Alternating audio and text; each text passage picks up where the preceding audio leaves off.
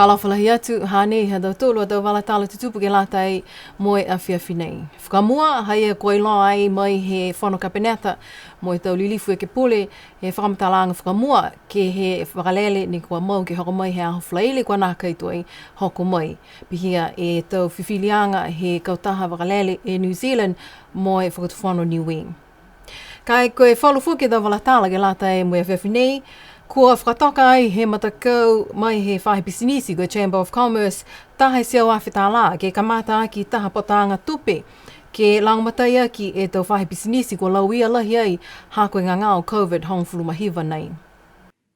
Taha e tohi wakai ne tohia ai he matakau Chamber of Commerce mo e tuku atu ke whakatuwhano he ahui ne awhi whakakisi ai e tau manako e whahi ngau pisinisi ke langmatai ke tau mga hauka nei ke pui pui mo le veki e tau pisinisi he motu.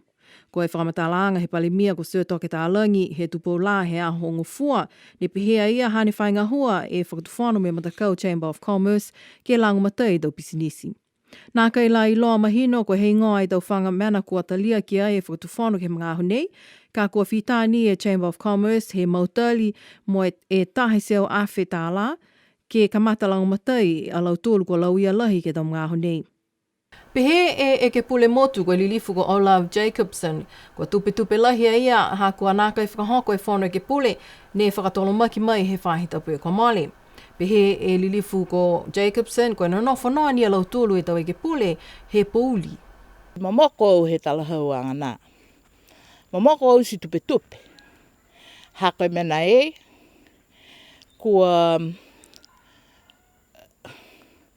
tunga kua whakanimo te a mautoro e tau e ke pule.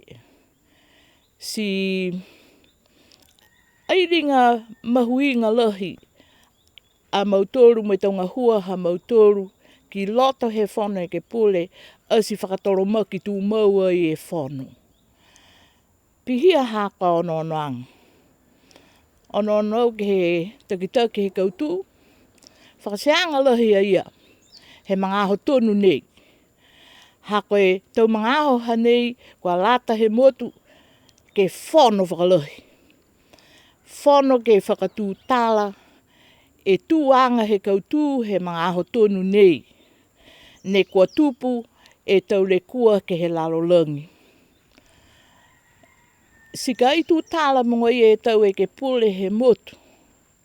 Siki fia te mongo ia he tau tangata, koe kau whakalataha na kai, e tau e ke pule. He whono e ke pule ha Niue, mo e takitaki he kautū, mo e kapeneta koe limanga hua he whakatu whono. He whono e ke pule. Ke tūtua, he tau e ke pule osi, e whikau nei ne kua hoko ki ke he motu ha tau tōru, pihia ni ke he larolangi katoa. Si manatu au, whakaseanga ia he longa i tau mana. Nono wha mautoro he pouri he mga aho nei. Ailo e mautoro, koe hei ngoa e tau whakailoaanga, mai he tau whāhinga hua, hangao ke he ngangao nei, koe coronavirus. Ailo e mautoro, e tau e ke pule, koe mga aho whē, ka viri ai, haka tau mga aho viri ai. Ke whē ka ha, tū tāla mautoro e tau e ke pule. Ka eke ke hāni, whakatoro maki. Whakatoro maki he New Zealand. Whakatoro maki fuke he tau tōru he karea he ha. Kai kise ke he tau puhala, whakamata whakatu whono. Ke whakaataki ke tau sipihia. Tō mole e tau aho uka nei. Tōlu la e channel he TV Niue, ka whakakise mo e nākai whai totongi ke he whā e tau whahi tapu, ka mata e he mam hea hoi neawhi. Mui tua ki he whakamtalanga he palimia ki he ahongofua he whahi tapu nei, mo e talia ki ai matakau Board of Directors he whahi whakapuloa. Ke whakaata ke ono he tau tangata kai nākai whai totongi, tōlu la e channel ke he TV Niue, ka mata he ahoi neawhi ke aho uafulu mawha he mahina masi, ke taha e mahina. Koe tau whakaholoanga TV ia, koe base mo tourism channel, si pihia foki mo BBC. Pehe e matakau Board of Directors he whai whakapūloa, koe mahui inga lahi e tau ngāho nei ke maua mo I loa he tau tangata e tau mena tutupu ke motu, si pihia mo tau mena tutupu ke lalolangi, hangau ia ke ngā ngāo nei koe COVID honga fulumahiva. Koe mena ia, ko lau tōlu ko whitāni he whai TV Niue ke tau kaina, kai nākai la liu tutongi, mai ke whokia am tōlu ke anono, kai nākai whai tutongi he tau ngāho nei.